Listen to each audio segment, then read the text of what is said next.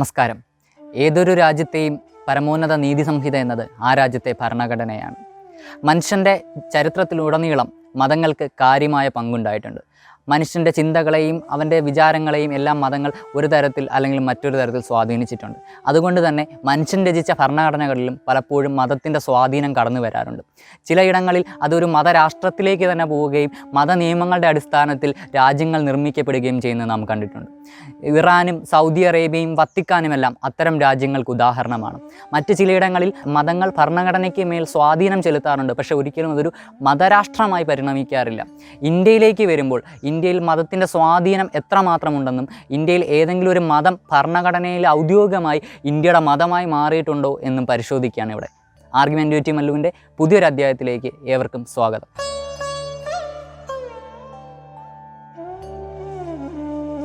Indian ഭരണഘടനയുടെ ആമുഖം ആരംഭിക്കുന്നത് വി ദ പീപ്പിൾ എന്ന വാക്ക് ഉപയോഗിച്ചുകൊണ്ടാണ്. അതായത് നമ്മൾ, ഈ നാട്ടിലെ ജനങ്ങൾ എന്നുള്ള വാക്ക് ഉപയോഗിച്ചുകൊണ്ട്. ഇതുമായി ബന്ധപ്പെട്ട് ആമുഖത്തിൽ ഉൾപ്പെടുത്തേണ്ട വാക്കുകളെക്കുറിച്ച് ഇന്ത്യൻ ഭരണഘടനയിൽ ധാരാളമായിട്ടുള്ള ചർച്ചകൾ നടന്നിരുന്നു. Union of Indian socialistic republic എന്നുള്ള രീതിയിലേക്ക് ഇന്ത്യയുടെ പേര് മാറ്റണമെന്ന് ഒരു വിഭാഗം ആവശ്യപ്പെട്ടു. മറ്റു ചിലർ ഇന്ത്യയുടെ പ്രിയാമ്പിളിൽ ഗാന്ധിയുടെ പേര് ഉൾപ്പെടുത്തണമെന്ന് ആവശ്യപ്പെട്ടു. വേറെയും ചിലർ ഇന്ത്യയുടെ ഭരണഘടന ആരംഭിക്കുന്നത് ദൈവനാമത്തിലായിരിക്കണമെന്ന് ആവശ്യപ്പെട്ടു. ഇതിൽ ദൈവനാമത്തിൽ ആരംഭിക്കണമെന്നുള്ള ആവശ്യം ഭരണഘടനാ അസംബ്ലി വോട്ടിനിടുകയും 41 പേർ അതിനെ അനുകൂലിച്ചും 68 പേർ അതിനെതിരായിട്ടും വോട്ട് ചെയ്തു. അതിൻ്റെ അടിസ്ഥാനത്തിൽ കൂടിയാണ് ഇന്ത്യൻ ഭരണഘടനയുടെ ആമുഖം വി ദ പീപ്പിൾ എന്നാരംഭിക്കുന്നത്. അതായത് ഇന്ത്യയിൽ ദൈവങ്ങൾക്കും മേളിൽ ജനങ്ങളെ സ്ഥാപിക്കുന്ന ഒരു ഭരണഘടനയാണ് നമുക്കുള്ളത് എന്നർത്ഥം. ഈ അടിസ്ഥാനത്തിലാണ് ഇതിൻ്റെ എല്ലാം ആകെത്തുകയായിട്ടാണ് നാം ഭരണഘടനയിലെ മതങ്ങളെക്കുറിച്ച് പഠിക്കേണ്ടിയിരിക്കുന്നത്. ഇന്ത്യൻ ഭരണഘടനയുടെ ആമുഖത്തിലേക്ക് സെക്യുലാരിസം അഥവാ മതേതരത്വം എന്നുള്ള വാക്ക് ആഡ് ചെയ്യപ്പെടുന്നത് 1976 ഇന്ദിരാഗാന്ധി ഗവൺമെൻറ് 42ാമത്തെ ഭരണഘടനാ ഭേദഗതിയിലൂടെയാണ്. എന്നാൽ നമുക്ക് മനസ്സിലാക്കാൻ കഴിയുന്നൊരു വസ്തുത അതിനു മുമ്പ് തന്നെ ഇന്ത്യ ഒരു മതേതര രാജ്യമായിരുന്നു എന്നുള്ളത് തന്നെയാണ്. 1973 കേശവാനന്ദ ഭാരതി കേസിൽ സുപ്രീം കോടതിയുടെ ഒരു കൃത്യമായിട്ടുള്ള നിരീക്ഷണമുണ്ട്. അതായത് ഭരണഘടനയുടെ അടിസ്ഥാനം എന്താണെന്ന് നാം പഠിക്കേണ്ടത് ഒബ്ജക്റ്റീവ് റെസൊല്യൂഷനിലൂടെയാണ്. അത് ഭരണഘടനാ അസംബ്ലി അംഗീകരിച്ചിട്ടുള്ള ഒബ്ജക്റ്റീവ് റെസൊല്യൂഷനാണ്. ഒബ്ജക്റ്റീവ് റെസൊല്യൂഷനിൽ കൃത്യമായി സൂചിപ്പിക്കുന്നുണ്ട് ഇന്ത്യയിൽ എല്ലാ മതങ്ങളും ഐക്യത്തോടെ മുന്നോട്ട് പോകണമെന്നും ഒരു മതം മറ്റൊരു മതത്തിനെ അതിപ്രസരത്തിലുള്ള രീതിയിലേക്ക് കടന്നു കയറുന്ന രീതിയിലേക്ക് മാറുകയും ചെയ്യരുതെന്ന് ഭരണഘടനാ അസംബ്ലി തന്നെ അന്ന് ഒബ്ജക്റ്റീവ് റെസൊല്യൂഷൻ അംഗീകരിച്ചപ്പോൾ കൂട്ടത്തിൽ അംഗീകരിച്ചതാണ്. അതുകൊണ്ട് തന്നെ ഇന്ത്യ ഒരു ഇൻഡിപെൻഡൻറ്റ് രാജ്യമായി മാറുമ്പോൾ തന്നെ ഇന്ത്യയുടെ മതേതരത്വ സ്വഭാവവും അവിടെ തന്നെ ഊട്ടിയുറപ്പിക്കപ്പെടുന്നുണ്ട്.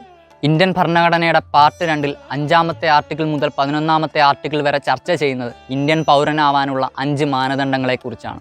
ഒന്നാമത്തേത് ബൈ ബർത്ത്, മറ്റൊന്ന് ബൈ ഡിസെൻറ്റ്, മറ്റൊന്ന് ബൈ രജിസ്ട്രേഷൻ, 4ാമത്തേത് ബൈ നാച്ചുറലൈസേഷൻ, 5ാമത്തേത് ഇൻകോർപ്പറേഷൻ ഓഫ് ടെറിട്ടറീസ് വഴി ഇന്ത്യയുടെ ഭാഗമായിട്ടുള്ള ജനവിഭാഗങ്ങൾ. ഇത്തരത്തിൽ ഇന്ത്യയുടെ ഭരണഘടനയിൽ ഒരിടത്ത് പോലും ഇന്ത്യൻ പൗരനാവണമെങ്കിൽ മതം ഒരു മാനദണ്ഡമാവുന്നില്ല എന്നുള്ളിടത്താണ് ഇന്ത്യൻ ഭരണഘടന ലോകരാഷ്ട്രങ്ങൾക്കെല്ലാം മാതൃകയാക്കാവുന്ന ഒരു ഭരണഘടനയായി മാറുന്നത്. അതിനുശേഷം ഇന്ത്യയുടെ ഏറ്റവും വലിയ പ്രധാനപ്പെട്ട ഭാഗം ഇന്ത്യൻ ഭരണഘടനയിൽ വരുന്നത് മൗലികാവകാശങ്ങളെക്കുറിച്ച് ചർച്ച ചെയ്യുന്ന ഭാഗത്താണ്. അവിടെ ആർട്ടിക്കിൾ 15, 16, 19, 29, 30 ഭാഗങ്ങൾ ഒഴികെ മറ്റെല്ലാ ഭാഗങ്ങളിലും ഉപയോഗിച്ചിരിക്കുന്ന പദം പേഴ്സൺസ് എന്നുള്ള വാക്കാണ്. അതായത് ഇന്ത്യയുടെ പൗരന്മാരല്ലാത്ത മനുഷ്യർക്കും അല്ലാത്ത വ്യക്തികൾക്കും ഈ പറയുന്ന ഭാഗങ്ങളിലുള്ള നിയമങ്ങൾ അല്ലെങ്കിൽ മൗലികാവകാശങ്ങൾ ഒരുപോലെ അവർക്കും ലഭിക്കുന്നതാണ് എന്നുള്ളിടത്താണ് അത് വ്യത്യസ്തമാകുന്നത്. ഇന്ത്യയിലെ പൗരന്മാരെ മാത്രം ഉദ്ദേശിച്ചുള്ള മൗലികാവകാശങ്ങളല്ല അതെന്ന് കാണാൻ കഴിയും. ഇവിടെ തന്നെ ആർട്ടിക്കിൾ 14 എടുക്കുമ്പോൾ നമുക്ക് കാണാൻ കഴിയുന്നത് ഇന്ത്യയിലെ ഓരോ വ്യക്തിക്കും നിയമത്തിന് മുന്നിൽ തുല്യ പരിരക്ഷ ലഭിക്കുമെന്നും രാഷ്ട്രം ഒരു വ്യക്തിക്കും നിയമത്തിന് മുന്നിലുള്ള തുല്യത നിഷേധിക്കില്ല എന്നും ഉറപ്പ് നൽകുന്നുണ്ട്. ഇവിടെ രസകരമായിട്ടുള്ള ഒരു കാര്യം ഒളിഞ്ഞു കിടപ്പുണ്ട്. അതായത് ഭരണഘടന അവിടെ ഉപയോഗിക്കുന്ന വാക്ക് പൗരൻ എന്നുള്ളതല്ല, മറിച്ച് വ്യക്തി എന്നുള്ളതാണ്. അവിടെയാണ് 2013 പരിസ്ഥിതി വനം വകുപ്പ് മന്ത്രാലയത്തിൻ്റെ പ്രസ്താവന പ്രസക്തമായി മാറുന്നത്. അതായത് ഇന്ത്യയിൽ പൗരന്മാരല്ലാത്ത അല്ലെങ്കിൽ ഇന്ത്യയിൽ മനുഷ്യന്മാരല്ലാത്ത വ്യക്തികളെ നിർണ്ണയിക്കുന്നുണ്ട് 2013 ഈ പ്രസ്താവനയിലൂടെ. ഡോൾഫിനെ ഉൾപ്പെടെയുള്ള ജീവികളെ അവയ്ക്ക് ഭൗതിക തലമായിട്ടുള്ള ഉയർച്ച മൂലം മനുഷ്യൻ്റെ നിയന്ത്രണത്തിലാകേണ്ടവയല്ലെന്നും അതിനാൽ തന്നെ അവയെ നിയന്ത്രിക്കാൻ പാടില്ലെന്നും അവരെ നമുക്ക് ക്യാപ്ചർ ചെയ്ത് അടച്ചു വയ്ക്കാൻ പാടില്ല എന്നുമുള്ള രീതിയിൽ മന്ത്രാലയം ശക്തമായ ഒരു പ്രസ്താവന ഇറക്കുന്നുണ്ട് അവിടെ. അതുവഴി ഇന്ത്യയിലെ ഡോൾഫിനുകളെ കൂടി വ്യക്തികളായിട്ടാണ് പരിഗണിക്കുന്നതെന്നും മനുഷ്യരല്ലാത്ത വ്യക്തികളായിട്ടാണ് പരിഗണിക്കുന്നത്.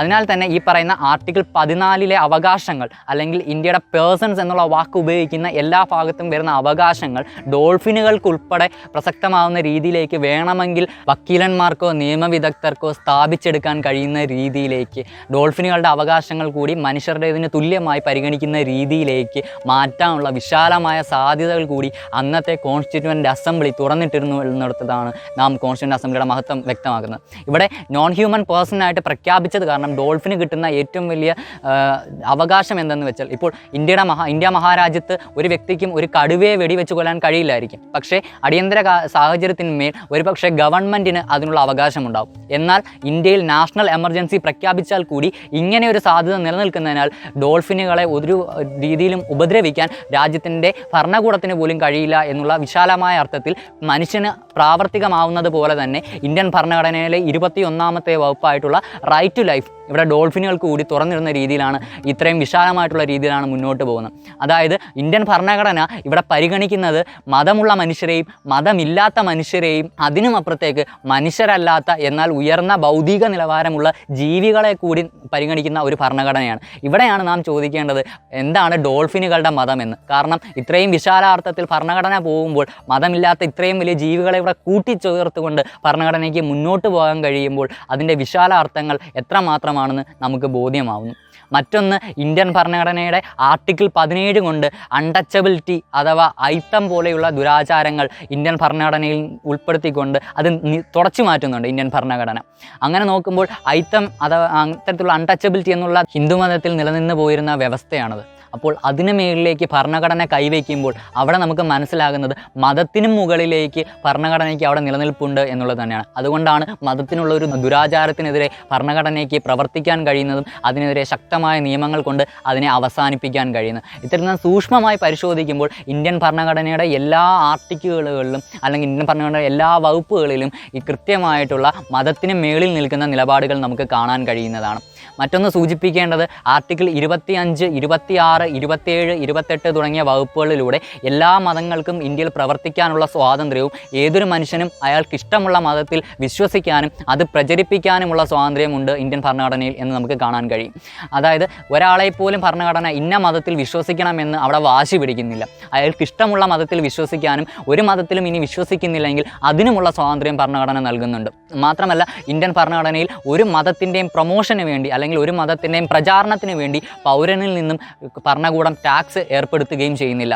മറിച്ച് ഭരണകൂടത്തിൻ്റെ കയ്യിലുള്ള കാശുകൾ കൊണ്ട് അത് എല്ലാ മതങ്ങളെയും ഒരുപോലെ പരിപാലിച്ചുകൊണ്ട് മുന്നോട്ട് പോവുകയും ചെയ്യുന്നതായിട്ട് നമുക്ക് കാണാൻ കഴിയും. ഇവിടെയാണ് ഇന്ത്യൻ ഭരണഘടന മുന്നോട്ട് വയ്ക്കുന്ന സെക്യുലാരിസം. വെസ്റ്റേൺ സെക്യുലാരിസം എന്ന് പറയുന്നത് മതങ്ങളെ പൂർണ്ണമായും മാറ്റി നിർത്തിക്കൊണ്ടുള്ള ഒരു ശൈലിയാണെങ്കിൽ, ഇന്ത്യയിലേക്ക് വരുമ്പോൾ ഇന്ത്യൻ സെക്യുലാരിസം, ഇന്ത്യൻ മതേതരത്വം എന്ന് പറയുന്നത് എല്ലാ മതങ്ങളെയും ചേർത്ത് നിർത്തുകയും മതമില്ലാത്ത മനുഷ്യരെ കൂടി ഉൾപ്പെടുത്തിക്കൊണ്ട് മുന്നോട്ട് പോകുന്നതാണെന്ന് നമുക്ക് കാണാൻ കഴിയും. മറ്റൊന്ന് സൂചിപ്പിക്കേണ്ടത്, ഇനി വരുന്ന നിർദ്ദേശക തത്വങ്ങളിലാണ് ഇന്ത്യൻ ഭരണഘടനയുടെ പലതരത്തിലുള്ള രീതിയിൽ ഇന്ത്യൻ ഭരണഘടനയെ മതവാദികളായിട്ടുള്ള മനുഷ്യർ വ്യാഖ്യാനിച്ച് ദുർവ്യാഖ്യാനം ചെയ്തു വച്ചിരിക്കുന്നത്. ഉദാഹരണത്തിന് ആർട്ടിക്കിൾ 48 സൂചിപ്പിക്കുന്ന ഗോവധ നിരോധനം പോലെയുള്ള വാക്യങ്ങൾ ഉപയോഗിച്ചുകൊണ്ട് അതൊരു ഭൂരിപക്ഷ മതവിഭാഗത്തിൻ്റെ വിശ്വാസത്തിൽപ്പെട്ടതാണെന്നും അതുകൊണ്ടാണ് അത് ഭരണഘടനയിൽ ഉൾപ്പെടുത്തിയിരിക്കുന്നതെന്നും പറയുന്ന മതവാദികൾ ഉന്നയിക്കുന്ന വാദം തീർത്തും വസ്തുതാവിരുദ്ധമാണ്. കാരണം ആ 48ാമത്തെ ആർട്ടിക്കിൾ ഉദ്ദേശിക്കുന്നത് തീർത്തും ഗോവധ നിരോധനം മാത്രമല്ല, മറിച്ച് കറവയുള്ളതും കറവയില്ലാത്തതുമായിട്ടുള്ള മറ്റുള്ള കന്നുകാലികളെ കൂടി അതിനകത്ത് ഉൾപ്പെടുത്തുന്നുണ്ട്. അതിൻ്റെ അടിസ്ഥാനത്തിൽ എരുമയും പോത്തും മറ്റ് കന്നുകാലികളും പശുക്കളും ആടുകളും എല്ലാം തന്നെ അതിൽ ഉൾപ്പെടുന്നതാണ് എന്ന് നാം മനസ്സിലാക്കണം. മാത്രമല്ല ഇതൊരു ഗാന്ധിയൻ ഐഡിയോളജിയാണ്. ഗാന്ധിയൻ ഐഡിയോളജിയുടെ പ്രസക്തി എന്നുള്ളത് ഗാന്ധി പറഞ്ഞ പ്രസക്തമായ വാക്യം എൻ്റെ രാമനെ നിങ്ങൾക്ക് അള്ളാ എന്നും വിളിക്കാം എന്നുള്ളതാണ്. അതുകൊണ്ട് തന്നെ ഇന്ത്യൻ ഭരണഘടനയിൽ ഇങ്ങനെ നോക്കുമ്പോൾ നാം കാണുന്ന മറ്റൊരു കാര്യം, ആർട്ടിക്കിൾ 47 ഇവിടെ മദ്യപാനം നിരോധിക്കണം എന്നുള്ള രീതിയിൽ ഗാന്ധി തന്നെ ഒരു ആശയം മുന്നോട്ട് വെച്ചത് ഇന്ത്യൻ ഭരണഘടനയുടെ ആർട്ടിക്കിൾ 47 കിടപ്പുണ്ട്. അതൊരു പക്ഷേ ഒരിക്കലും മുസ്ലിം വിഭാഗത്തിൻ്റെ വിശ്വാസവുമായി ബന്ധപ്പെട്ടുകൊണ്ട് ഗാന്ധി പറയുന്നതല്ല, മറിച്ച് ഒരു പൗരൻ എങ്ങനെ ആയിരിക്കണം എന്നുള്ളതിൻ്റെ ഉത്തമ ഉദാഹരണങ്ങളാണ്. അതിനകത്തൊരു മതം അത് പറയുന്നുണ്ട് എന്നുള്ളത് മാത്രം അത് ഭരണഘടനയിൽ വരുന്നത് മതത്തെ പ്രീണിപ്പിക്കാൻ വേണ്ടി മാത്രം ഉണ്ടാകുന്ന വസ്തുതയല്ല എന്ന് നാം മനസ്സിലാക്കണം.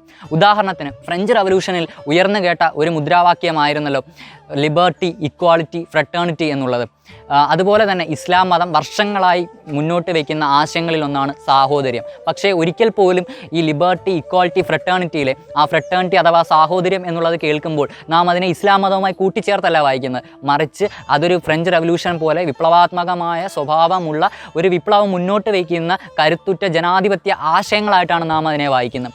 അതുപോലെ തന്നെയാണ് മതങ്ങൾ ഒരുപാട് കാര്യങ്ങൾ വർഷങ്ങൾക്ക് മുമ്പേ പറഞ്ഞു വെച്ച് പോയിട്ടുള്ളവയിൽ നല്ല മൂല്യങ്ങൾ ഭരണഘടനയിൽ ഉൾപ്പെടുത്തുമ്പോൾ അത് മതപ്രീണനമായി മാറുകയല്ല, മറിച്ച് ഒരു രാഷ്ട്രം എങ്ങനെ പോകണമെന്നുള്ളതിൻ്റെ കൃത്യമായ നിർദ്ദേശങ്ങളാണ്. മതത്തിനകത്തുള്ള മൂല്യങ്ങളെ, നല്ല മൂല്യങ്ങളാണെങ്കിൽ അവയെ ചേർത്ത് നിർത്തുന്നതിൽ തെറ്റില്ല എന്നുള്ള പക്ഷക്കാരനാണ് ഞാൻ. മറിച്ച് അതേ മൂല്യങ്ങളെ വർഗീയതയ്ക്ക് വേണ്ടി ഉപയോഗിക്കുമ്പോഴാണ് അത് തെറ്റിൻ്റെ പാതയിലേക്ക് പോകുന്നത് എന്ന് നാം മനസ്സിലാക്കണം. വേറൊന്ന് സൂചിപ്പിക്കാനുള്ളത് യൂണിഫോം സിവിൽ കോഡ് ചൂണ്ടിക്കാണിച്ചുകൊണ്ട് അതൊരു ഹിന്ദു രാഷ്ട്ര സങ്കല്പമാണെന്നും അതും ഈ പറയുന്ന രീതിയിൽ മതങ്ങളുടെ അടിസ്ഥാനത്തിൽ ഇന്ത്യൻ ഭരണഘടനയിൽ ഉൾപ്പെടുത്തിയിട്ടുള്ളതാണ് എന്നും വാദിക്കുന്ന മനുഷ്യർ ഇന്നും ഇന്ത്യ മഹാരാജ്യത്തുണ്ട്. പക്ഷേ അതും ഒരു തെറ്റായ സങ്കല്പമാണ് എന്ന് നമുക്ക് മനസ്സിലാവും. കാരണം ഓരോ രാജ്യത്തെയും യൂണിഫോം സിവിൽ കോഡിന് പ്രത്യേകമായിട്ടുള്ള രീതികളാണ് നാം കാണുന്നത്. ഇപ്പോൾ സൗദി അറേബ്യയിലാണെങ്കിൽ അവിടുത്തെ യൂണിഫോം സിവിൽ കോഡ് എന്ന് പറയുന്നത് ശരീഅത്ത് നിയമങ്ങളിൽ അടിസ്ഥാനമാക്കിയിട്ടുള്ള നിയമങ്ങളാണ്. അതുകൊണ്ട് തന്നെ ഇന്ത്യയിലേക്ക് വരുമ്പോൾ പക്ഷേ യൂണിഫോം സിവിൽ കോഡിന് ഒരു മതത്തിൻ്റെ മാനദണ്ഡത്തിലല്ല നെഹ്റുവിനെ പോലുള്ള മനുഷ്യർ അതിന് വിഭാവനം ചെയ്തിരുന്നത് എന്നുകൂടി നാം ആലോചിക്കണം. അവരുടെ മനസ്സിലുള്ള യൂണിഫോം സിവിൽ കോഡ് എന്നുള്ളത് എല്ലാ മനുഷ്യരെയും ചേർത്ത് നിർത്താൻ കഴിയുന്ന, ഇന്ത്യയിലെ എല്ലാ മനുഷ്യർക്കും മതവിശ്വാസികൾക്കും ഒരുപോലെ പ്രാവർത്തികമാകുന്ന ഒരു യൂണിഫോം സിവിൽ കോഡാണ് എന്നുള്ളതാണ് യാഥാർത്ഥ്യം. അതിനെ മറ്റുള്ളവർ എങ്ങനെ ഇംപ്ലിമെൻറ്റ് ചെയ്യാൻ പോകുന്നു എന്നുള്ളിടത്താണ് അതിൻ്റെ പ്രശ്നങ്ങളും പരിഹാരങ്ങളും ഇരിക്കുന്നത് എന്ന് നാം മനസ്സിലാക്കണം. ഉദാഹരണത്തിന് ഹിന്ദു കോഡ് ബില്ല് കൊണ്ടുവന്നത് വഴി ഇന്ത്യയിലെ ഹിന്ദു മതത്തിനുള്ളിൽ നിലനിന്നിരുന്ന ധാരാളമായിട്ടുള്ള ദുരാചാരങ്ങളും സ്ത്രീകൾക്ക് നേരെയുള്ള പല ചൂഷണങ്ങളും അതുവഴി തുടച്ചു നിൽക്കാൻ കഴിഞ്ഞു. അതുപോലെ ഇന്ത്യയിൽ സാർവത്രികമായിട്ടുള്ള ഒരു യൂണിഫോം സിവിൽ കോഡ് കൊണ്ടുവരികയാണെങ്കിൽ മറ്റുള്ള മതങ്ങളിനകത്ത് നിൽക്കുന്ന ദുരാചാരങ്ങളെ എടുത്തു കളയുന്ന രീതിയിലാണ് അത് ഇംപ്ലിമെൻറ്റ് ചെയ്യുന്നതെങ്കിൽ അത് രാഷ്ട്രത്തിന് നല്ലത് മാത്രമേ സമ്മാനിക്കുകയുള്ളൂ. മറിച്ച് അത് ഏതെങ്കിലും പ്രത്യേക വിഭാഗത്തെ അടിച്ചമർത്താനായി മാത്രം ഉപയോഗിക്കുകയാണെങ്കിൽ അവിടെയാണ് അതൊരു പ്രശ്നമായി മാറുന്നതെന്നും നമുക്ക് കാണാൻ കഴിയും. ഇന്ത്യൻ ഭരണഘടന ഓരോ പൗരനും മൗലികാവകാശങ്ങൾ സമ്മാനിക്കുന്നത് പോലെ തന്നെ ഓരോ പൗരനിൽ നിന്നും അത് തിരിച്ചു പ്രതീക്ഷിക്കുന്ന കടമകളെക്കുറിച്ച് ആർട്ടിക്കിൾ 51 കൃത്യമായി പ്രതിപാദിക്കുന്നുണ്ട്. ഇവിടെ നമുക്ക് മനസ്സിലാക്കേണ്ടുന്ന ഒരു വസ്തുത, ആർട്ടിക്കിൾ 51 5-ാമത്തെ ഭാഗമായിട്ട് 11 കടമകളെക്കുറിച്ചാണ് ഇന്ത്യൻ ഭരണഘടന പ്രതിപാദിക്കുന്നത്. ഇതിൽ 5-ാമത്തെ കടമയായിട്ട് അത് പറയുന്നത് എല്ലാ മതങ്ങൾക്കിടയിലും സാഹോദര്യവും മതത്തിൻ്റെയും രാജ്യത്തിൻ്റെയും അതിർത്തികളുടെയും എല്ലാം ലംഘിച്ചുകൊണ്ട്, സീമ ലംഘിച്ചുകൊണ്ട് എല്ലാവർക്കിടയിലും ഒരു സാഹോദര്യം ഉണ്ടാക്കുന്ന രാഷ്ട്രീയത്തെക്കുറിച്ച് കൂടി ഇന്ത്യൻ ഭരണഘടനയുടെ ഈ ആർട്ടിക്കിൾ 51 5-ാമത്തെ വിഭാഗം പറയുന്നുണ്ട്. 8-ാമതായി അത് സൂചിപ്പിക്കുന്നത് ശാസ്ത്രാവബോധം ഡെവലപ്പ് ചെയ്യണമെന്നും അതുപോലെ തന്നെ അന്വേഷണാത്മക ചിന്താഗതി മനുഷ്യരിൽ ഉണ്ടാക്കിയെടുക്കണമെന്നും ഭരണഘടന നമ്മോട് ആവശ്യപ്പെടുന്നുണ്ട്. അതായത് നിങ്ങൾ ഏതെങ്കിലും പ്രത്യേക മതത്തിന്റെ വക്താക്കളായി ഏതെങ്കിലും മതത്തെ കൃത്യമായി ഇന്ത്യയിൽ പരിപോഷിച്ചേ മതിയാവൂ എന്ന് ഇന്ത്യൻ ഭരണഘടന ഒരിടത്തും പറയുന്നില്ലെങ്കിൽ കൂടി ശാസ്ത്രാവബോധം വളർത്തണമെന്ന് ഇന്ത്യൻ ഭരണഘടന ആഗ്രഹിക്കുന്നുണ്ടെന്നുള്ളിടത്താണ് അത് കൃത്യമായ രീതിയിൽ അതിന്റെ രാഷ്ട്രീയം മുന്നോട്ട് വയ്ക്കുന്നത്. അതായത് പലപ്പോഴും ശാസ്ത്രാവബോധം എന്നുള്ളത് മതത്തോട് ചേർന്ന് പോകുന്ന ഒന്നാവണമെന്നില്ല. എന്നുകൂടി ഭരണഘടന പറയുന്നത് നമ്മുടെ ഓരോരുത്തരുടെയും ഉള്ളിൽ ശാസ്ത്രാവബോധവും അന്വേഷണാത്മക ചിന്താഗതിയും ഉണ്ടാകണമെന്നുള്ളിടത്താണ്. ആ അടിസ്ഥാനത്തിൽ ഇത് മതത്തിനും മുകളിലേക്ക് ഉയർന്നു നിൽക്കുന്ന ഒരു ഭരണഘടനയാണ് എന്നുള്ളത് നമുക്ക് മനസ്സിലാക്കാം. അടുത്തതായി നാം മനസ്സിലാക്കേണ്ടുന്ന ഏറ്റവും പ്രധാനപ്പെട്ട വസ്തുത എന്തെന്നാൽ ഇന്ത്യൻ ഭരണഘടന ഒരു വിശുദ്ധ ഗ്രന്ഥമല്ല എന്നുള്ളതാണ്. ഒരു വിശുദ്ധ ഗ്രന്ഥമാകുമ്പോൾ അതിന്റെ പരിമിതി എന്ന് പറയുന്നത് അതിനെ വിമർശിക്കാൻ കഴിയാത്ത ഒന്നായി മാറും. ഖുറാനോ ഗീതയോ ബൈബിളോ നിങ്ങൾക്ക് വിമർശിക്കുന്നതിന് പരിമിതികൾ ഉണ്ടാകേണ്ടി വരും. അതുകൊണ്ടാണ് ഇന്ത്യയിൽ സൽമാൻ റഷ്ദിയുടെ സാത്താനിക് വേഴ്സസ് നിരോധിക്കേണ്ടതായി വന്നിട്ടുള്ളത്. അത്തരത്തിൽ മതത്തെ വിമർശിക്കുന്ന ഗ്രന്ഥങ്ങൾ പലപ്പോഴും പല രാജ്യങ്ങളായി നിർത്തലാക്കേണ്ടി വന്നിട്ടുള്ളത്, അല്ലെങ്കിൽ ഒരു മതത്തിന്റെ വികാരം വ്രണപ്പെടുന്ന രീതിയിലേക്ക് അത് മാറുന്നത്. പക്ഷേ ഇന്ത്യൻ ഭരണഘടന പ്രസവിച്ച് വീഴുന്നത് തന്നെ വിമർശനങ്ങളുടെ മടിത്തട്ടിലേക്കാണ് എന്നുള്ളതാണ് യാഥാർത്ഥ്യം. അതിനാൽ തന്നെ അത് മറ്റെല്ലാ മതഗ്രന്ഥങ്ങളെക്കാൾ കൂടുതൽ വിമർശനങ്ങളെ ഏറ്റെടുക്കുകയും അതിന് സ്വയം തിരുത്തലുകൾക്ക് അത് ഇട നൽകുകയും ചെയ്യുന്നുണ്ട്. അതുകൊണ്ടാണ് ഇന്ത്യയിൽ ഇക്കാലം അത്രത്തോളം ഇത്രയേറെ അമെൻഡ്മെന്റുകൾ നടന്നിട്ടുള്ളത്. ഇന്ത്യൻ ഭരണഘടന ആദ്യഘട്ടങ്ങളിൽ ഉണ്ടായിരുന്നതിൽ നിന്ന് ഇന്ന് ഏറെ മാറിക്കഴിഞ്ഞു. ജനാധിപത്യത്തിന്റെ ഈറ്റില്ലം എന്ന് അറിയപ്പെടുന്ന, മദർ ഓഫ് പാർലമെന്റ് എന്നറിയപ്പെടുന്ന ബ്രിട്ടനിൽ നമുക്ക് കാണാൻ കഴിയും. അവിടെ ഏറ്റവും വലിയ നോമിനൽ ഹെഡായിട്ട് നിലകൊള്ളുന്നത് അവിടുത്തെ ബ്രിട്ടീഷ് രാജ്ഞിയാണ്. ബ്രിട്ടീഷ് രാജ്ഞി എന്ന് പറയുന്നത് ഡിഫൻഡർ ഓഫ് ഫെയ്ത്ത് കൂടിയാണ്, അതായത് വിശ്വാസത്തിന്റെ സംരക്ഷക കൂടിയാണ്. എന്നാൽ 200 കൊല്ലത്തോളം ബ്രിട്ടന്റെ കോളനിയായിരുന്ന ഇന്ത്യ ജനാധിപത്യ രാജ്യമായി മാറുമ്പോൾ ഇന്ത്യയുടെ നോമിനൽ ഹെഡായിട്ട് ഒരു എലക്റ്റഡ് റെപ്രസെന്റേറ്റീവ് ആയിട്ടുള്ള പ്രസിഡന്റ് വരികയും അത് ഇന്ത്യയുടെ ജനങ്ങളുടെ റെപ്രസെന്റേറ്റീവായി മാറുകയും ചെയ്യുന്നു. അവിടെ അദ്ദേഹം ഏതെങ്കിലും ഒരു വിശ്വാസത്തിന്റെ മാത്രം പ്രതിനിധിയല്ല, അവിടെ ബ്രിട്ടനിലാണെങ്കിൽ ഒരു പ്രൊട്ടസ്റ്റന്റിന് മാത്രമേ അവിടുത്തെ രാജ്ഞിയായിക്കൊണ്ട് അല്ലെങ്കിൽ നോമിനൽ ഹെഡായി മാറാൻ കഴിയുള്ളൂ. എന്നാൽ ഇന്ത്യയിൽ അത്തരത്തിലൊന്നുമില്ല. ഇന്ത്യയിൽ ഒരു ദളിതനോ ഒരു ബ്രാഹ്മണനോ ഒരു ക്രിസ്ത്യാനിക്കോ ഒരു മുസ്ലിമിനോ ആർക്ക് വേണമെങ്കിലും അല്ലെങ്കിൽ മതത്തിൽ വിശ്വസിക്കാത്ത ഒരാൾക്ക് പോലും ഇന്ത്യയുടെ പ്രസിഡന്റ് ആവാൻ കഴിയും. അവസാനമായി സൂചിപ്പിച്ചു കൊള്ളട്ടെ, മനുസ്മൃതി തെരുവിൽ കത്തിച്ച മനുഷ്യൻ ഇന്ത്യക്ക് നേതൃത്വം നൽകിക്കൊണ്ട് രചിച്ച ഒരു ഭരണഘടനയാണ് നമ്മുടേത്. അതെ, doctor BR Ambedkar drafting committee ചെയർമാനായി നിന്നുകൊണ്ട് അദ്ദേഹം മുന്നോട്ട് കൊണ്ടുവന്ന ഒരു ഭരണഘടന കൂടിയാണ്. അദ്ദേഹം ഒരു പറ്റം അനുയായികളും ഒരു പറ്റം മനുഷ്യരും 2 വർഷവും 11 മാസവും 17 ദിവസവും നീണ്ടു നിന്നുകൊണ്ട് ഇന്ത്യയുടെ പാരമ്പര്യത്തിൽ നിന്നും ഊറ്റം കൊണ്ടുകൊണ്ട് ഇന്ത്യ മുന്നോട്ട് പോകേണ്ട രാഷ്ട്രം എങ്ങനെയാവണമെന്നുള്ള സങ്കല്പത്തിൽ നിന്ന് അടിസ്ഥാനമാക്കി ഉണ്ടാക്കിയെടുത്തൊരു ഭരണഘടനയാണിത്. അതിനെ ഏതെങ്കിലും പ്രത്യേക മതവിഭാഗങ്ങളെ ചൂഷണം ചെയ്യാൻ ഉപയോഗിക്കുന്നതിനേക്കാൾ ഉപരി മറ്റൊരു നെറുകേടും നമുക്ക് ഈ ഭരണഘടനയോട് ചെയ്യാനാവില്ല. അതിനാൽ തന്നെ ഇന്ത്യയിലെ എല്ലാ മതങ്ങളെയും ചേർത്ത് നിർത്തിക്കൊണ്ട് മതമില്ലാത്ത മനുഷ്യരെയും ചേർത്ത് നിർത്തിക്കൊണ്ട് മുന്നോട്ട് പോകുന്ന ഈ ഭരണഘടനയാവട്ടെ നമ്മുടെ മാർഗം നയിക്കുന്നത് അല്ലെങ്കിൽ നമ്മുടെ ലക്ഷ്യദീപമായി മാറുന്നത്. നന്ദി, നമസ്കാരം.